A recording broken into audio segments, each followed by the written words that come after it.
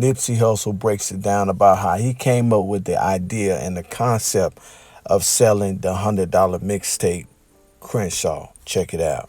How did you first come up with that idea? I know you've been talking about it, but we ain't talked about it. Yeah. So how did you? What triggered that idea? Honestly, I got the original concept from a book. It was called Contagious. And one of my mentors in the game, Big Bob, he always point to literature I should pick up and just, indulge in. And that's one of the books he told me I need to pick up.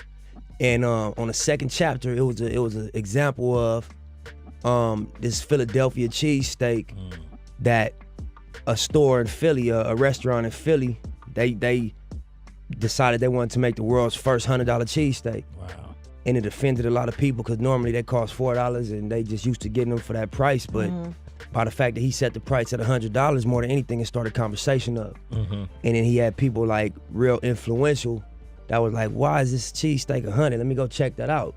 And he ended up on Oprah, he ended up on David Letterman. And I just got the concept from that. I'm like, yeah.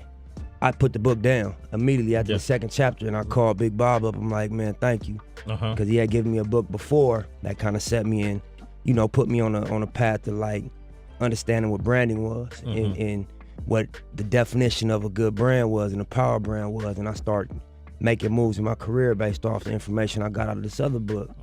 And so when I got to the second chapter, I put it down and I just went to work and I hollered at my team. And I ran it by them, and everybody was like, let's do it. What can we lose, really? We give it away free. We kind of monetized the music being hot off like merchandise and touring. So the music has become like a choice anyway. They don't have to buy it. It end up on iTunes, but we give it away free to begin with. And the whole impact is just to make people, lifestyle to it, make them listen to it, make them play it to the point that they want to see the concert. So we ain't really had nothing to lose other than the raw cost of printing up the 1,000 units. Which was like, $1,100. So we just went on and tried it. And my intention was just to have people talk about it and to get people, and start a conversation. But my fans, they connected with the idea. Even like entrepreneurs, like, Jay reached out and that was big. He was the first one to step out and buy a bulk of them.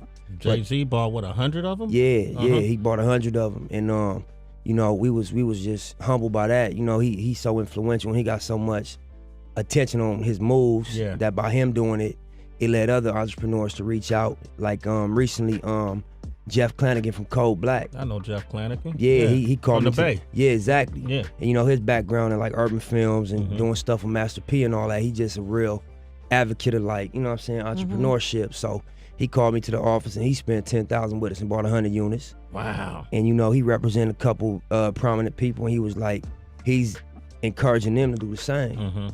And so, again, my intention was to just get people to talk about the project and to listen to it because I want people to say, what make him think it's worth $100 and just listen to it. Damn, you know what? Well, I heard it before I paid for it. Yeah.